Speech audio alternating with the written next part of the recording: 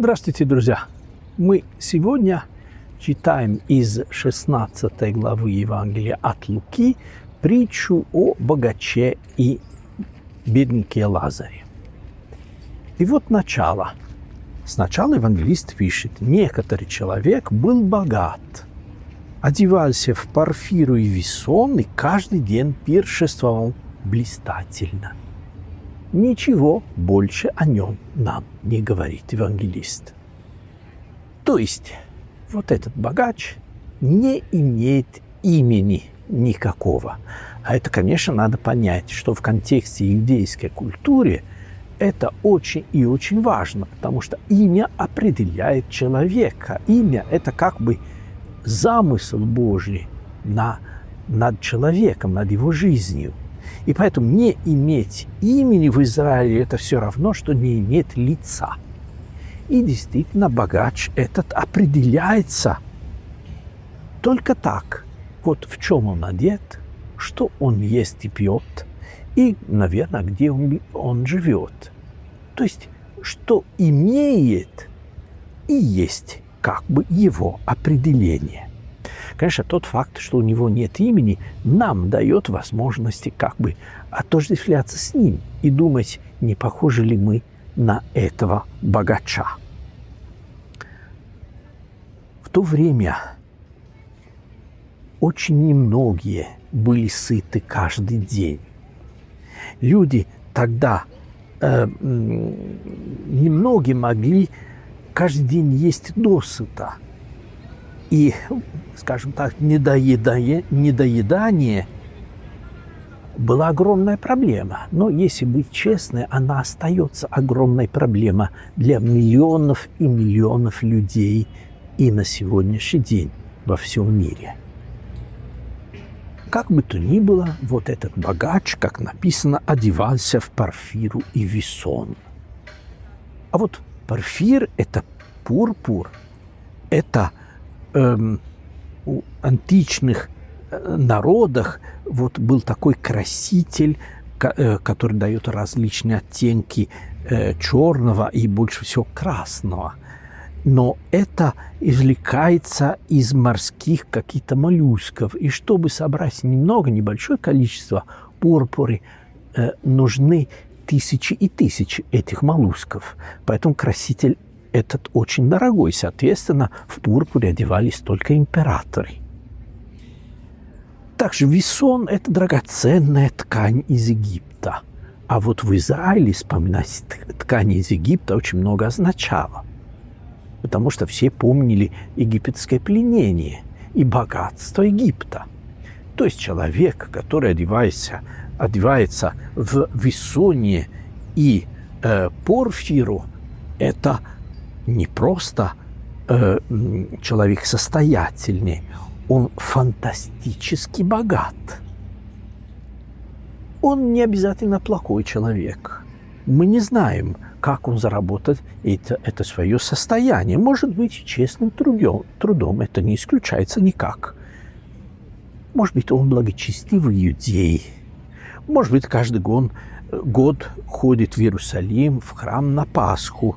Но для сравнения, скажем, он такой благочестивый православный олигарх, который летает на частном самолете каждый год на Афон.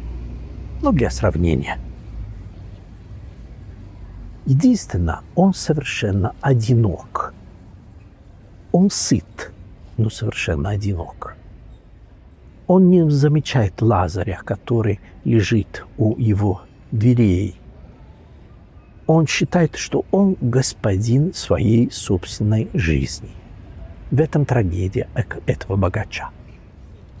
А затем второй герой нашей притчи – Лазарь. Вот Лука пишет, и Иисус рассказывает. Был также некоторый нищий именем Лазарь, который лежал у ворот его, то есть богача, в струпях, и желал напитаться крошками, падающими со стола богача. И псы, приходя, лизали струпья его. Вот интересно, что Лазарь не просто бедный, он нищий и, скорее всего, бездомный.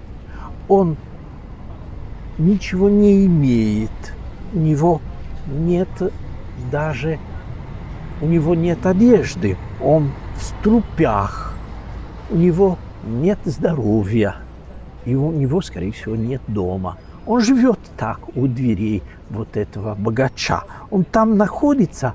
Вот Лука пишет, точнее, синодальный перевод переводит, что он лежал у ворот богача. А на самом деле Лука в своем Евангелии пишет о том, что он брошен у ворот этого богача. Он брошен как вещь, как ненужная вещь, как, ну, скажем, мусор. Вот так находится Лазарь у ворот этого богача. У него нет ничего, кроме двух вещей. У него желание, потому что он желает напитаться крошками, падающими со стола богача. Он живой человек, раз у него есть желание. Его жизнь ужасная, но он живой человек. И второе, что есть у Лазаря это имя. Имя Лазарь, которое, между прочим, означает «Бог помогает» или «Бог в помощь». И я уже сказал, как это важно иметь имя в иудейской культуре. И в данном случае имя обещает чего-то, что пока Лазарь не видит, что Бог ему в помощь. И надо сказать, что это единственный человек, не в этой притче, а во всех притчах, единственный герой притч, о котором мы знаем имя. У Лазаря есть замысл Божий, есть идентичность, и этого немало. Далее в притче нам рассказывается о смерти обоих героев. Вот умер нищий и отнесен был ангелами на лоно Авраамова. Умер и богач, и похоронили его. Так очень коротко описывается судьба этих двух героев. Понятно, что Лазарь умирает первым, ничего удивительного нет. Недоедание в течение, может быть, долгих лет. Понятно, что умер очень рано, совсем молодым и всеми забыт. Скорее всего, смерть для него – это некое освобождение. Умер нищий. И дальше отнесен был в лоно Авраамова. Но о похоронах нам совсем не говорится. И понятно, что не было у Лазаря никаких похорон. Какие же могли быть у него похороны? Понятно, что у него общая яма, как у всех бедных в то время, как у очень многих бедных до сих пор. У Лазаря ведь нет никого, ни родственников, ни друзей. Поэтому его только встречают ангелы. И вот сразу его относят в лоно Авраамова. Это очень интересно, потому что вдруг своей смертью Лазарь делает невероятную, скажем так, социальную карьеру. Он попал в лоно Авраама. Это самое высокое, что может быть. Ведь евреи верили, что слово Авраама могло освободить человека от любого мучения и страдания в посмертной судьбе. Это именно то, что происходит с Лазарем. А вот что с богачом? Умер и богач, и похоронили его. Вот в этот раз похорон есть. И, безусловно, они были очень пышные, похороны вот этого богатого человека. Скорее всего, было, скажем, и своего рода отпевание. И вполне возможно, что батюшка сказал очень доброе слово о нем. Он ведь церковный спонсор, он дает ему деньги на колокольню, на ремонт храма и так далее. А потом неизвестно, что он делает в своей жизни, но он какие-то деньги дает. Поэтому, скорее всего, похороны были и очень пышные, и о нем сказали очень много приятных вещей. Но ангелы его не встречают. И потом, если Лазарь оказался там наверху, то в лоне Авраамова, то этот богач оказался в самом низу, место, где есть и страдания, и мучения. Об этом нам говорит текст.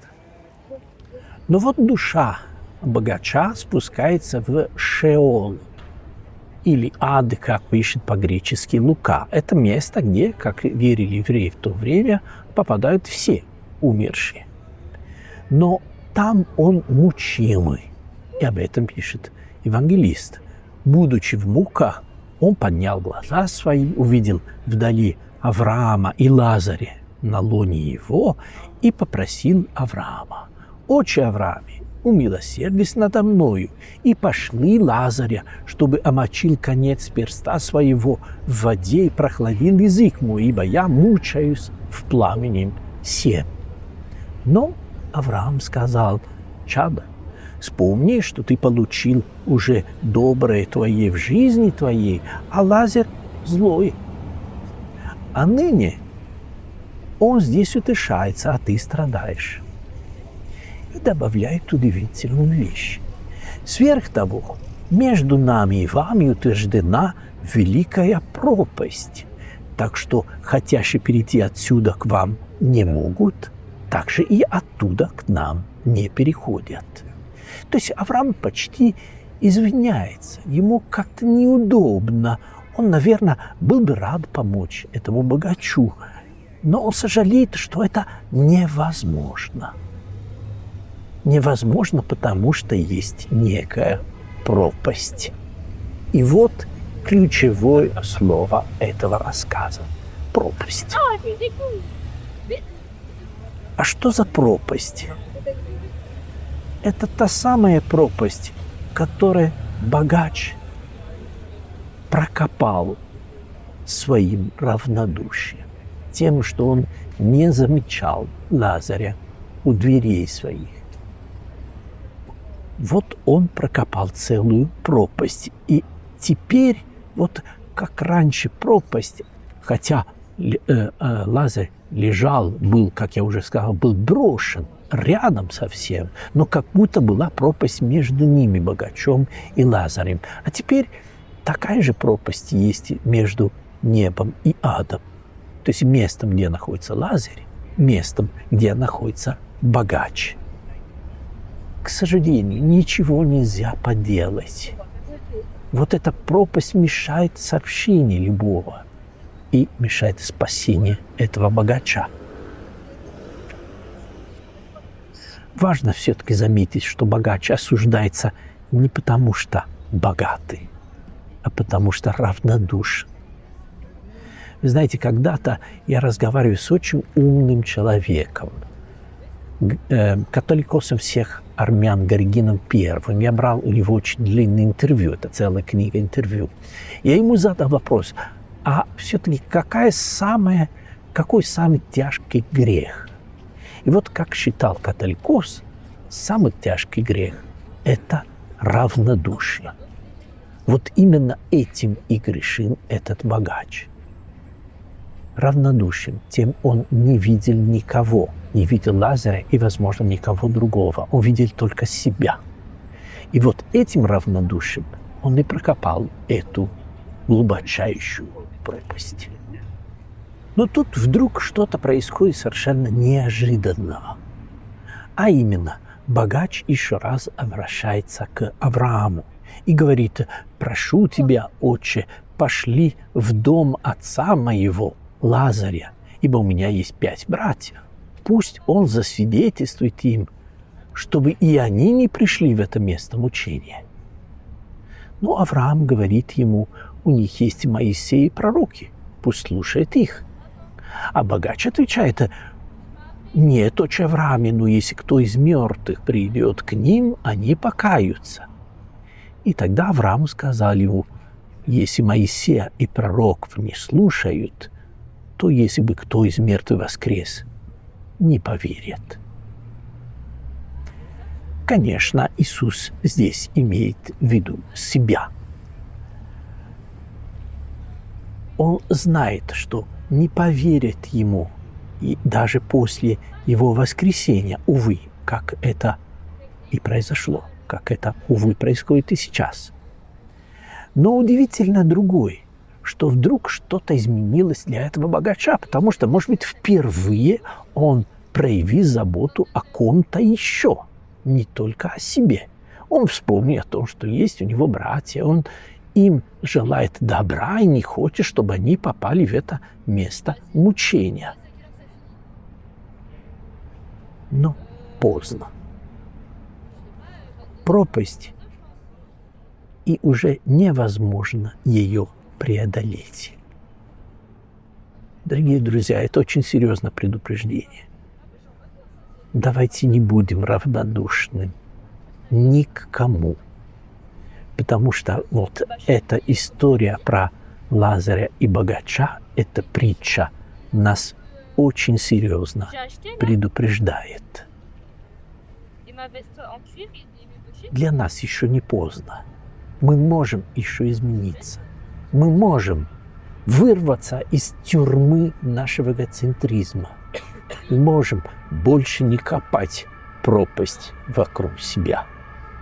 Этого я желаю себе и каждому из вас. Oui, bah oui.